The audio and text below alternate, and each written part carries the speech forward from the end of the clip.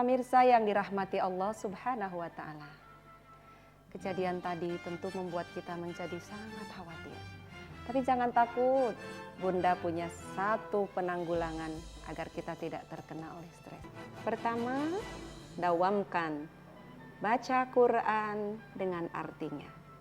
Membaca saja bagi kita mungkin kurang paham, karena kita bukanlah orang Arab, tidak pandai untuk mengarti, tidak semua orang pandai mengartikan Al-Quran.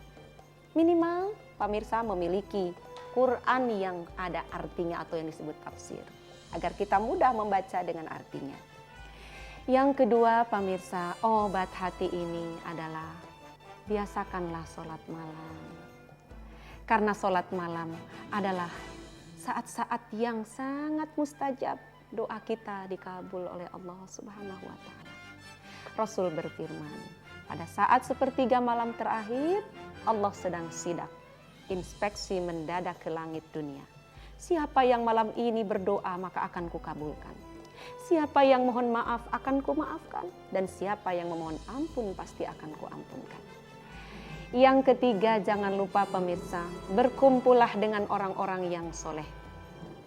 Ada pepatah menyampaikan, lebih baik disebut orang yang salah di antara orang yang soleh daripada disebut soleh di antara orang yang salah.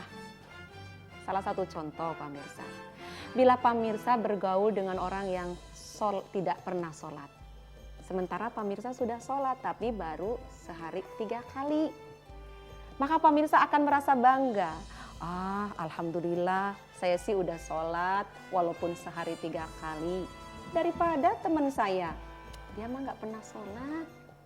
Anda merasa paling soleh, tetapi sayang di antara orang yang salah. Tetapi apabila Anda bergaul dengan orang-orang yang soleh, subhanallah, Anda akan terus termotivasi. Ketika kita sudah merasa khusyuk dalam sholat kita, ketika kita melihat kehusuan saudara kita yang soleh ini, maka kita pun akan semakin mengevaluasi ibadah kita.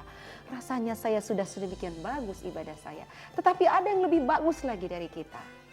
Rasanya saya sudah berzikir sesudah sholat, tetapi zikir teman kita lebih khusyuk, lebih tawadhu. Maka kita pun akan senantiasa memperbaiki diri.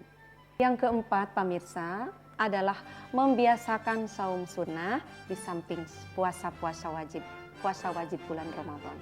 Karena dengan saum insya Allah kita pun akan semakin pandai menjaga lidah dan anggota tubuh kita. Yang kelima, si Empo ini ganggu aja. Kenapa? Ya biarin, sini Bunda lagi tausiahnya belum selesai. Duduk dulu ya. Pemirsa yang berbahagia, masih ada 2 lagi yang belum Bunda sampaikan. Ini ada Empok nih tadi sibuk dengan orang yang di luar. Yang kelimanya adalah zikir pemirsa. Basahilah lidah kita dengan senantiasa berzikir kepada Allah. Mengingat Allah dengan sebanyak-banyaknya. Dikala senang, dikala susah, berdiri, duduk, berbaring, perbanyak zikir kepada Allah. Yang keenam pemirsa, kita juga harus rajin untuk membantu kepada fakir miskin, yaitu zakat, infak, dan sedekah. Jangan lupa, itu adalah merupakan pembersih harta. Dan juga Rasulullah menyampaikan bahwasanya zakat, infak, dan sedekah ini adalah pembersih dari penyakit-penyakit yang ada dalam diri kita. Pemirsa yang dirahmati oleh Allah Subhanahu wa Ta'ala, kita berlindung kepada Allah dari segala macam penyakit-penyakit yang berbahaya. Mudah-mudahan paparan di atas tadi membuat kita waspada. Dekatlah kepada Allah. Karena hanya orang-orang yang mendekatkan diri kepada Allah yang hatinya menjadi tenang. Ala bidzikrillahi tatma'innul qulub. Hanya dengan mendekatkan diri kepada Allah, maka hati kita akan menjadi tenang. Nah pemirsa sekalian yang berbahagia, semoga kajian hati kali ini akan membuat kita semakin menyadari.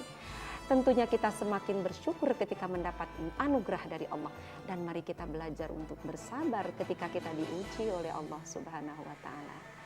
Terima kasih atas segala perhatiannya. Insya Allah kita akan bertemu kembali di episode yang akan datang.